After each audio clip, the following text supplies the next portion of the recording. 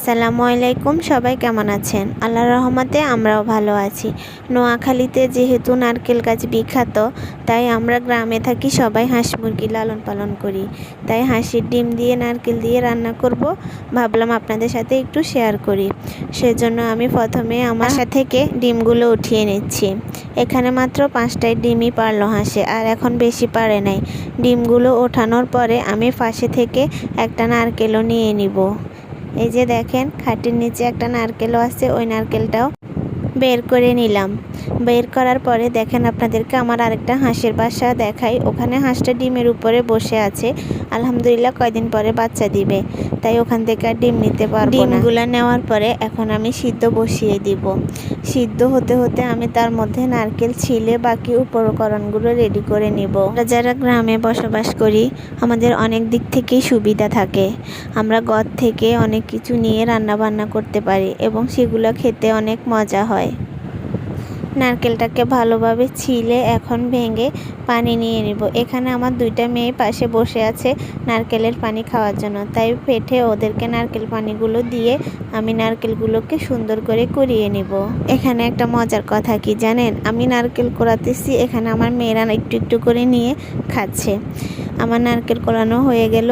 এখন আমি শিলপাটায় নারকেলগুলোকে মিহির করে বেটে নিব, কারণ বাটা ছাড়া তো নারকেল রান্না করা যাবে না, তাই নারকেলগুলোকে বেটে নিব। বাটা হয়ে গেলে এখানে একটু আদা রসুনও বেটে নিব। তারপরে ডিমগুলোকে ভালোভাবে ছুলে নিব। সবগুলো একসাথে রেডি করে এখন রান্না করব। প্রথমে কড়াইতে তেল দিয়ে আমি ডিমগুলোকে ভালোভাবে ভেজে নিব।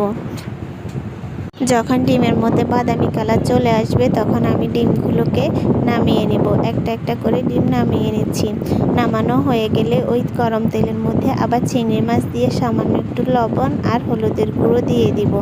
তারপরে নেড়ে চেড়ে একটু ভাজি করে নিব।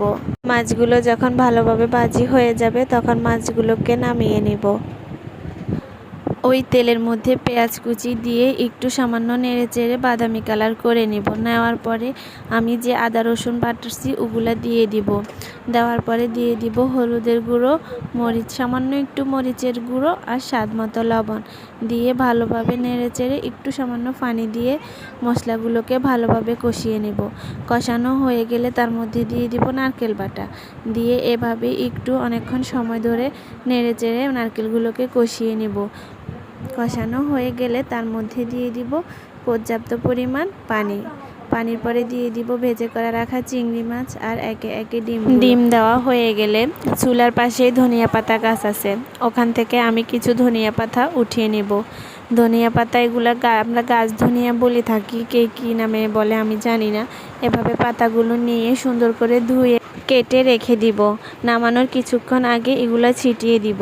আমি জানি না আমার রান্নাটা কার কাছে কেমন লাগছে, তবে আমার পরিবারের সদস্যরা খুব তৃপ্তি আকারে খাবার খেলো। আমার রান্নাটা যদি আপনাদের কাছে ভালো লেগে থাকে, অবশ্যই একটা লাইক এবং শেয়ার দিয়ে যাবেন, আর আমার ছোট্ট পরিবারটার একজন সদস্য হয়ে যাবেন। আল্লাহ হাফেজ, আসসালামু আলাইকুম।